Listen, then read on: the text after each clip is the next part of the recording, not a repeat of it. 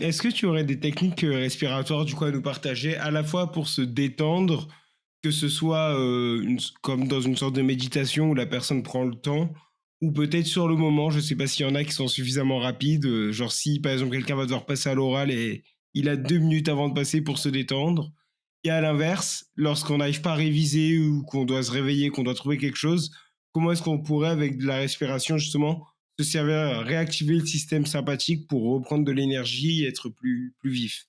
Alors, bah, dans la situation, inconfortable et assez instantanée que peut représenter, par exemple, bah, une crise d'angoisse. Une crise d'angoisse, une crise de panique et cetera. Donc, les parmi les mécanismes qui expliquent la crise d'angoisse, on peut imaginer une activation un peu exacerbée d'une structure du système limbique qui est l'amygdale, qui va nous donner cette sensation extrêmement désagréable, point, juste, et donc de peur, de panique, mais même sans objet, et qui va avoir un retentissement sur notre rythme respiratoire, d'ailleurs, dans la tendance hyperventilation. Et donc là, on aura envie de se dire que jouer sur notre ventilation à ce moment-là pourrait essayer d'annuler en quelque sorte le cercle vicieux qui est initié par notre amygdale.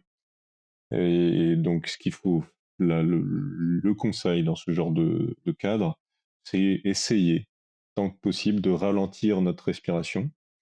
Donc, c'est un peu paradoxal parce que dans ces moments-là, on a l'impression d'un manque d'air. Et donc, on se dit que si je ralentis ma respiration, je vais encore moins en avoir. Mais en fait, ça a du sens si on se dit que je ralentis ma respiration, mais du coup, j'amplifie mes mouvements respiratoires. Donc, le volume d'air mobilisé va peut-être être le même, mais juste plus calme.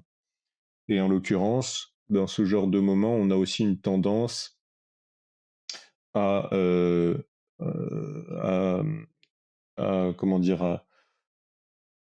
à passer autant de temps en inspiration qu'en expiration. Or, naturellement, quand on est à l'état de repos, comme ça, on passe à peu près un tiers de temps en inspiration et deux tiers de temps en expiration. Et donc, essayer de reproduire cet état naturel pourrait aider à amoindrir ce moment d'angoisse, de panique. Et d'autant que d'un point de vue de la concentration en gaz dans notre sang, eh ben, il y a un phénomène un peu pareil, euh, euh, un cercle vicieux qui se passe au moment de notre crise d'angoisse, où il va y avoir on va beaucoup ventiler, donc on va beaucoup faire entrer de l'oxygène dans nos alvéoles pulmonaires et dans notre sang, et qui va alimenter notre cerveau. Et inversement, on va beaucoup retirer du CO2 de notre sang vers l'extérieur, mais de manière exacerbée. Et le CO2, par une certaine réaction chimique, il est en lien avec le pH, c'est-à-dire la concentration en H+, dans notre sang. Et donc, quand on enlève du CO2, on va finalement enlever des protons, des H+, dans notre organisme, et donc entraîner ce qu'on appelle une alcalose respiratoire, parce qu'il va y avoir une augmentation du pH par perte de concentration en H+. Et donc, il faut essayer, et ça va avoir pour pension de presque auto-activer l'amygdale et mettre en place ce cercle vicieux. Et donc, une manière de respirer est aussi d'essayer de passer beaucoup de temps en expiration, justement en pause, pour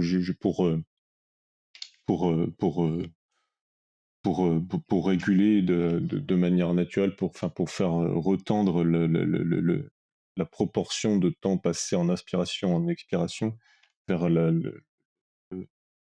manière naturelle d'être, et pour réguler du coup les gaz, la concentration en gaz, en protons, en CO2.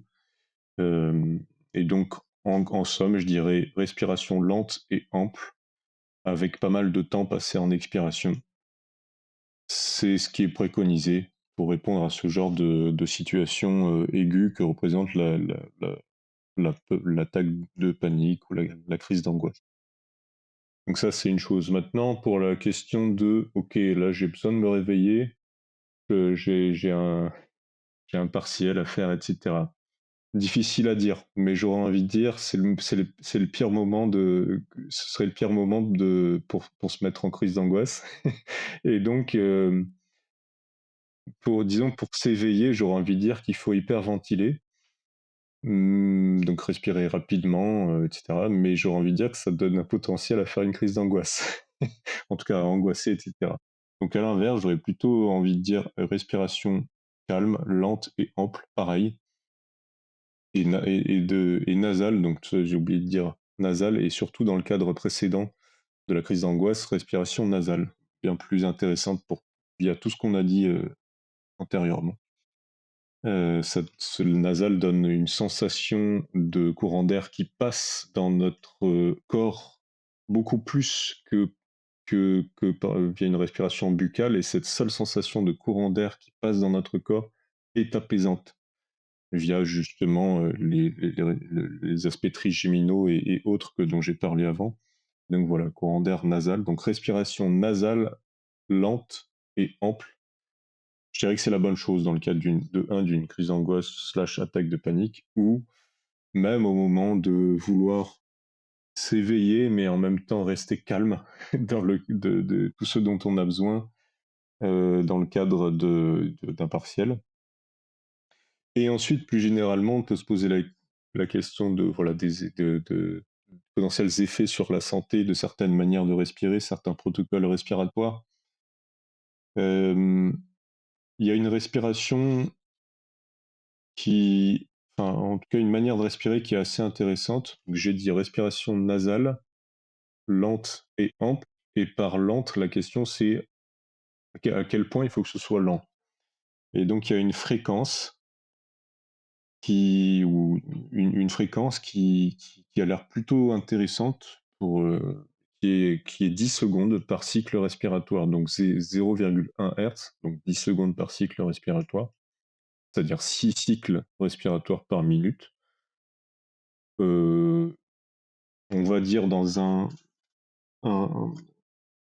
une proportion inspi-expi. Bon, il y en a qui ont essayé de dire qu'il fallait faire du 50-50. Moi, je dirais qu'il faut plutôt rester naturel, un espèce de un tiers, deux tiers, un tiers d'inspiration, deux tiers d'expiration. Mais en tout cas, cibler cette fréquence 0,1 Hz, donc 6 cycles par minute ou 10 secondes par cycle respiratoire, c'est intéressant, et la raison, elle,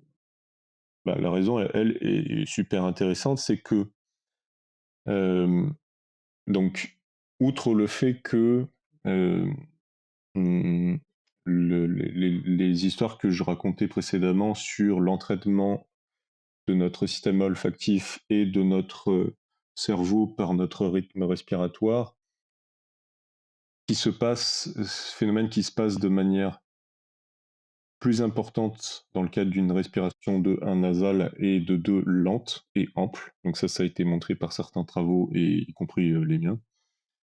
Et ben, il y a un effet particulier de la respiration donc à 0,1 Hz qui est une potentielle résonance de notre rythme respiratoire avec des rythmes cardiovasculaires déjà présents à cette fréquence-là, en l'occurrence 0,1 Hz. Et donc là, quand je dis 0,1 Hz, 10 secondes par cycle, ça peut rappeler la notion de cohérence cardiaque. Donc oui, en gros, c'est ça. C'est 10 secondes par cycle respiratoire. Et pourquoi? Parce que en fait, dans notre pression artérielle, comme tout système biologique, c'est un phénomène dynamique, c'est-à-dire qui n'est pas du tout stable, qui varie pour tout un tas de choses.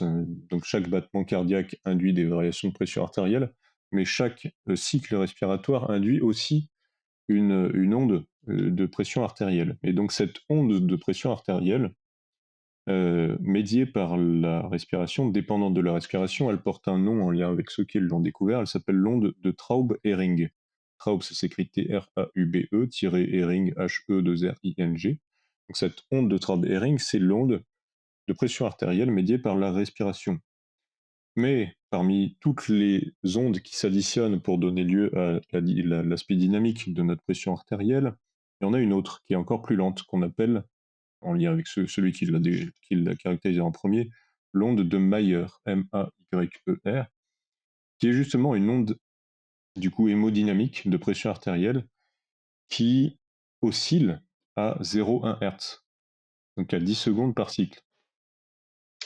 Et donc, naturellement, on a ce rythme dans notre pression artérielle. Et donc, si on vient respirer à cette même fréquence, alors l'onde de Traub-Hering peut venir s'additionner à l'onde de Mayer et du coup venir amplifier les ondes de pression artérielle liées à ben, les ondes de pression artérielle naturellement présentes dans notre corps. Et ça, via un phénomène réflexe qui s'appelle le baroréflexe, et ben ça va venir moduler particulièrement notre fréquence cardiaque, et cette espèce de boucle de phénomène va être qui existe uniquement parce que il y a des neurones dédiés à recevoir l'information de qu'est-ce qu'il en est de ma pression artérielle et ensuite de la réguler en jouant sur le tonus de nos vaisseaux et aussi l'activité cardiaque, c'est-à-dire des neurones du système nerveux autonome.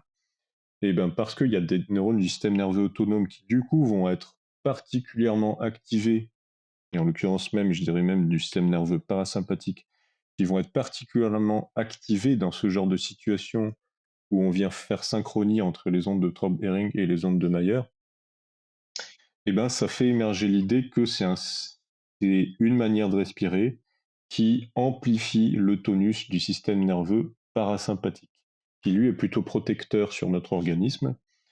Et donc là, de là, ils ont montré, certains articles, les bons effets sur la santé mentale et physique de respirer à 0,1 Hz, donc en cohérence cardiaque. De type, ils ont montré par exemple, alors c'est pas forcément facile à faire, mais 15 minutes par jour de cohérence cardiaque, donc de 10 secondes par cycle respiratoire, pendant plus de 3 mois, avait diminué la pression artérielle globalement, donc la pression artérielle moyenne au cours de la journée, et avait d'autres bons effets sur le système cardiovasculaire et aussi sur l'état mental, sur des aspects d'anxiété et de dépression.